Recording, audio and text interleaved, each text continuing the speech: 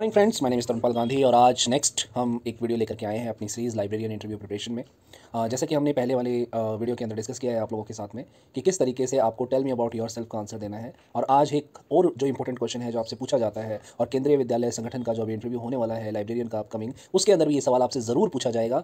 90% बच्चों से ये सवाल ज़रूर पूछा जाता है। और ये सवाल क्या है? ये सवाल है why do you want to work with Kendriya Vidyalaya संगठन, कि आप क्यों काम करना चाहते हो केंद्रीय विद्यालय संगठन में।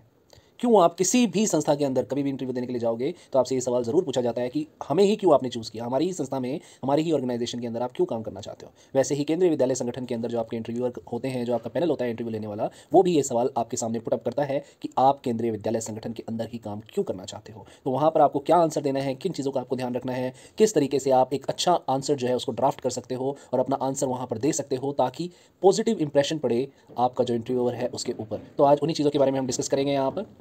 सबसे पहले कि हमें ये जानना ज़रूरी है कि इंटरव्यूअर इस क्वेश्चन को क्यों पूछता है, इस क्वेश्चन को पूछने के पीछे क्या कारण है।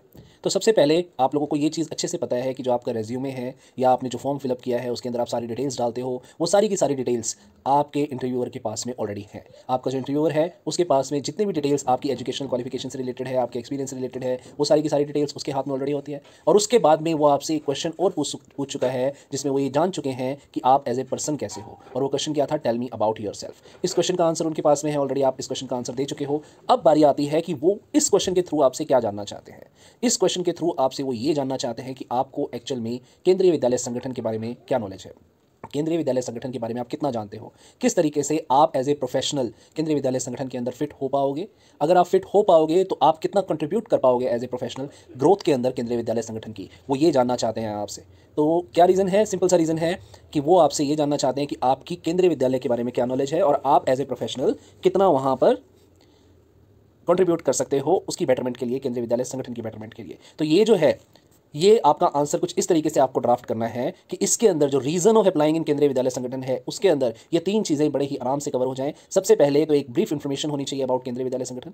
सेकेंडली, आपको केंद्रीय विद्यालय जो है वो किस तरीके से आपकी डेवलपमेंट में योगदान देगा उसके बारे में आप थोड़ा सा एक पोर्शन उसके अंदर ऐड करोगे। और थर्ड पोर्शन जो आपको अपने आंसर के अंदर, जब भी आप आंसर ड्राफ्ट कर रहे होगे, इंपॉर्टेंट है जो आपको डालना है वो ये डालना है कि जो केंद्रीय विद्यालय संगठन है वो किस तरीके से बाकी स्कूल चेन से, जो गवर्नमेंट स्कूल्स हैं बाकी, उनसे किस तरीके से बेटर है, किस तरीके से सुपीरियर है। तो वो आपको वहाँ पर बताना है। थोड़ा सा आपको प्रेज़ करना ही पड़ेगा। जिस भी ऑर्गेनाइजेशन के अंदर आप जाओगे इंटरव्यू देने के लिए, उस ऑर्गेनाइजेशन को आपको प्रेज़ करना ही पड़ेगा। तो यहाँ भी वही चीज़ है, आपको प्रेज़ करना पड़ेगा एट लास्ट केंद्रीय विद्यालय संगठन को, उसकी खूबियाँ केंद्रीय विद्यालय संगठन की आपको इस आंसर के अंदर बतानी है। तो इन्हीं चीज़ों के बारे में हम डिस्कस करेंगे अपनी अपकमिंग स्लाइड्स के अंदर। सबसे पहले तो जो ब्रीफ इन्फॉर्मेशन है केंद्रीय विद्यालय संगठन की, उसके अंदर क्या क्या होना चाहिए या क्या क्या आप ऐड कर सकते हो, क्या क्या आप डाल सकते हो। सबसे पहले कि केंद्रीय विद्यालय संगठन जो है वो कब एस्टेब्लिश हुआ, क्या रीज़न था कि केंद्रीय विद्यालय संगठन बनाया गया। इतने जो स्कूल्स बनाए गए, 1298 जो स्कूल्स हैं केंद्रीय विद्यालय पूरे ऑल ओवर इंडिया, और जो 3 ओवरसीज़ के हैं, काठमांडू के अंदर और रशिया के अंदर है एक, मॉस्को के अंदर, जो ये 3 जो ओवरसीज़ हैं ये भी क्यों हैं, क्या रीज़न है इनके इनके एस्टेब्लिशमेंट का, वो आपको पता होना चाहिए। बेसिक पर्पज़ पता होना चाहिए आपको केंद्रीय विद्यालय संगठन का। और जो लाइब्रेरी सिस्टम है केंद्रीय विद्यालय संगठन के अंदर, उसके बारे में आपको ज़रूर पता होना चाहिए। तो आप सर्च करेंगे अगर गूगल पे जा करके तो लाइब्रेरी पॉलिसी ऑफ केंद्रीय विद्यालय संगठन आप डाउनलोड कर सकते हो PDF फॉर्म में। उसके अंदर बहुत सारी चीज़ें लिखी हुई हैं, आप उनको पढ़ सकते हो। वो आपके लिए इंटरव्यू की प्रिपरेशन के दौरान बहुत हेल्पफुल होगी। तो यहाँ पर आपके लिए बहुत इंपॉर्टेंट है कि आपको पता होना चाहिए कि जिस सिस्टम के अंदर आप जाने वाले हो वो सिस्टम उस संस्था के अंदर किस तरीके से काम करता है, केंद्रीय विद्यालय के अंदर कौन सा सॉफ्टवेयर हम यूज़ कर रहे हैं फॉर लाइब्रेरी। तो ये आपको पता होना चाहिए वहाँ पर केंद्रीय विद्यालय संगठन में जाने से पहले। इसके लिए मैंने आपको सजेस्ट ऑलरेडी कर दिया है कि आप केंद्रीय विद्यालय की लाइब्रेरी पॉलिसी उसको डाउनलोड कर सकते हैं इन PDF फॉर्मेट, और आप उसको अच्छे से पढ़ सकते हैं। उसके अंदर जो भी चीज़ें लिखी हुई हैं उनका अवलोकन कर सकते हैं। अब सेकंड जो बात आती है वो आती है हाउ केंद्रीय विद्यालय will be helpful for your development. आपकी डेवलपमेंट के लिए वो किस तरीके से हेल्पफुल होगा। इस चीज़ के अंदर आपको, इस क्वेश्चन के अंदर जब आप इसका आंसर ड्राफ्ट कर रहे होगे तो इन दो चीज़ों को भी आपको इंक्लूड करना है केंद्रीय विद्यालय की इन्फॉर्मेशन के साथ साथ। वो दो चीज़ें क्या है कि आप किस तरीके से कंट्रीब्यूट करोगे टू द ग्रोथ ऑफ केंद्रीय विद्यालय संगठन एज ए प्रोफेशनल, और केंद्रीय विद्यालय जो संगठन है वो आपको किस तरीके से एक बेटर प्रोफेशनल बनाएगा। यानी कि दोनों चीज़ें आपको कवर करनी है। पहली चीज़ क्या करनी है कि आपके पास में जो क्वालिफिकेशन है, आपके पास में जो स्किल्स हैं, वो स्किल्स किस तरीके से केंद्रीय विद्यालय संगठन की बेटरमेंट के लिए काम कर पाएंगी। और आपको ये भी वहाँ पर मेंशन करना है कि आपको किस तरीके से बाकी संस्थाओं में काम करने वाले लाइब्रेरियन से बेटर बना सकता है केंद्रीय विद्यालय संगठन। तो यहाँ पर ये दोनों चीज़ें आपको बड़े ही अच्छे से मेंशन करनी पड़ेंगी अपने इस इंटरव्यू के आंसर को जब आप ड्राफ्ट कर रहे होगे तब। ठीक है। तो आपको क्या देखना है, एक इंपॉर्टेंट चीज़ आप याद रखना हमेशा, you need to show to the interviewer that you are an asset and not a liability. तो आपको ये शो करना है इंटरव्यूअर को, जो भी आपका इंटरव्यू ले रहा है उसको आपको ये शो ज़रूर करना है कि आप एक एसेट की तरह काम करने वाले हो संस्था में आने के बाद में। आप एक लाइबिलिटी नहीं बन जाओगे, आप सिर्फ संस्था में आने के बाद बैठ नहीं जाओगे, आप किस तरीके से काम करोगे वो चीज़ें आपके हर आंसर के अंदर शो होनी चाहिए। आपके फ्यूचर प्रोस्पेक्ट्स क्या है, फ्यूचर में आप कितना ग्रोथ कर सकते हो, वो हर आंसर के अंदर आपके वहाँ पर दिखाई देना चाहिए। ठीक है। और भी बहुत सारे तरीके हैं जिन तरीकों से आप कंट्रीब्यूट कर सकते हो। आप एज ए टीम प्लेयर काम करोगे, वहाँ पर आपकी कम्युनिकेशन स्किल्स अच्छी हैं तो वो भी शो होना चाहिए वहाँ पर इंटरव्यूअर को। ताकि कई बार क्या होता है ना कि किसी एक पर्टिकुलर स्कूल से एक किसी टीचर को भेजा जाता है कहीं पर कोई चीज़ अटेंड करने के लिए, तो वहाँ पर हो सकता है एक दिन आपका भी नंबर आए, आपको भी भेजा जाए। तो आपके अंदर अगर कम्युनिकेशन स्किल्स अच्छी होंगी, आपकी पर्सनैलिटी अच्छी होगी, आपके अंदर लीडरशिप क्वालिटीज़ होंगी, तो ऑब्वियस सी बात है आपको भी वहाँ पर भेजा जा सकता है। तो वो सारी चीज़ें जानना चाहता है इंटरव्यूअर कि आपके अंदर क्या स्किल्स हैं, क्या क्वालिटीज़ हैं। ठीक है। तो आपको क्या बताना है, यही चीज़ें आपको बड़े अच्छे तरीके से अपने आंसर के अंदर डालनी है। और थर्ड पॉइंट जो बहुत इंपॉर्टेंट है, show them that you think Kendriya Vidyalaya are superior than any other school chain in India in terms of its reputation. कि केंद्रीय विद्यालय संगठन की रेप्यूटेशन जो है बाकी जितने भी स्कूल्स हैं इंडिया के अंदर उनसे बेटर है, उनसे अच्छे स्कूल्स हैं, ये आपको वहाँ पर शो करना है। आपको प्रेस करना है केंद्रीय विद्यालय को, आपको उसकी तारीफ़ करनी है। लेकिन एक चीज़ हमेशा याद रखिएगा, तारीफ़ के अंदर और चापलूसी के अंदर ज़्यादा अंतर नहीं होता। तारीफ़ जो होती है वो फैक्ट्स के ऊपर बेस्ड होती है, प्रूवन जो फैक्ट्स होते हैं उनके ऊपर बेस्ड होती है तारीफ। और चापलूसी जो है वो आपका इंप्रेशन खराब कर सकती है इंटरव्यूअर के सामने। तो आपको ये चीज़ बड़े ही अच्छे से ध्यान रखनी है कि आप जो भी वर्ड चूज़ कर रहे हो बातचीत करने के लिए वहाँ पर अपने आंसर को ड्राफ्ट करते वक्त वो बहुत केयरफुली आपको चूज़ करने हैं। ठीक है। उसके लिए कुछ स्पेशल टिप्स हैं आप लोगों के लिए, आप इनको भी ध्यान में रख सकते हैं। आपको क्या करना है कि कॉपी नहीं करना कोई भी आंसर। कोई भी आंसर कई बार होता है यूट्यूब चैनल पे से आप आंसर देख लेते हो, जैसे कि मैं अभी आपको बता रहा हूँ, आपको कॉपी नहीं करना।